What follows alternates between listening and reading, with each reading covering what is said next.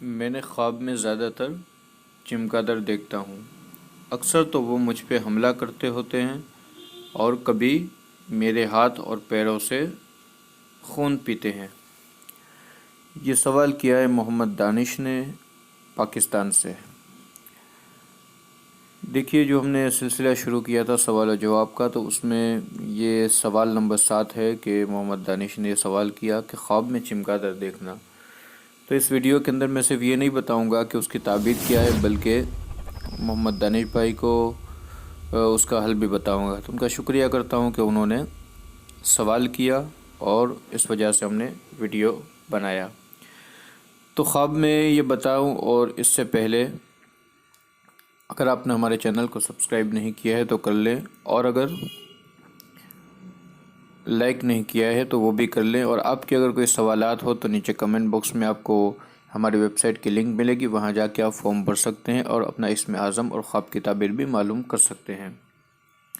تو خواب میں چمگادڑ دیکھنا، دیکھیے انہوں نے جو خواب دیکھا ہے، ایک چمگادڑ کو دیکھنا اچھی علامت ہوتی ہے، اور ایک دیکھنا یہ بری علامت ہوتی ہے، اور ان کا جو خواب ہے وہ ایک بری علامت کی طرف اشارہ کرتا ہے۔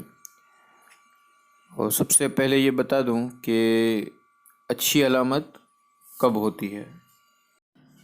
اگر کوئی خوف زدہ ہے، خوف میں مبتلا ہے، تو کچھ مقامات پر چمگادڑ کو دیکھنا یہ اس کے خوف سے ہٹ جانے کی دلیل ہے، یعنی اس کا خوف ختم ہو جائے گا۔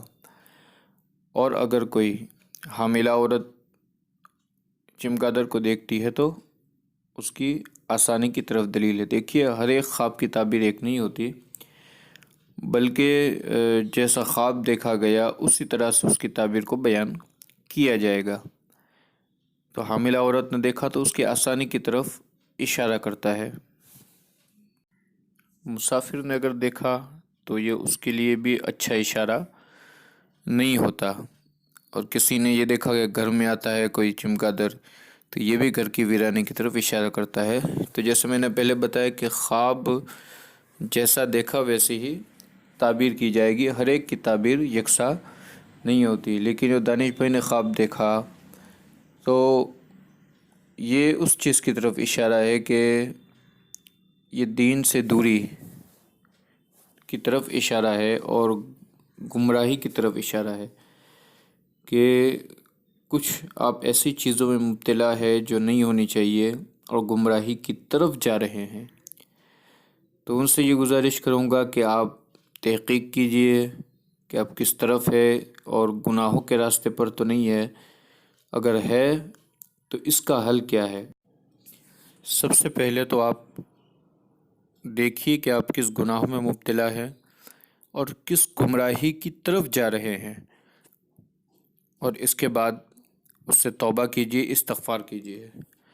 اور اس کا حل یہ ہے کہ آپ ان گناہوں سے ہٹ جائیں اور استغفار کرتے رہیں، توبہ کرتے رہیں۔ ہر نماز کے بعد ایک تسبیح استغفر اللہ، یا پھر جو عام استغفر اللہ ربی من کل ذنب واتوب الیہ، یہ بھی پڑھ سکتے ہیں۔ اور ایک خاص تسبیح جو نبی کریم علیہ الصلوۃ والسلام نے ارشاد فرمائی ہے، سبحان اللہ وبحمدہ سبحان اللہ العظیم، یہ تسبیح بھی آپ پڑھیے۔ انشاءاللہ تعالی اللہ تعالیٰ آپ کو گمراہی سے بھی نجات عطا فرمائے گا اور گناہوں سے بھی نجات عطا فرمائے گا۔ خاص دعا کرتے رہیے کہ اللہ تبارک و تعالیٰ ان گمراہیوں سے ہمیں نجات عطا فرمائے۔ تمام ویورز سے گزارش ہے وہ بھی ہمارے حق میں دعا کریں، میں بھی آپ کے حق میں دعا گو ہوں۔ اللہ تبارک و تعالیٰ ہم تمام کی پریشانیوں کو دور فرمائے۔ السلام علیکم ورحمۃ اللہ۔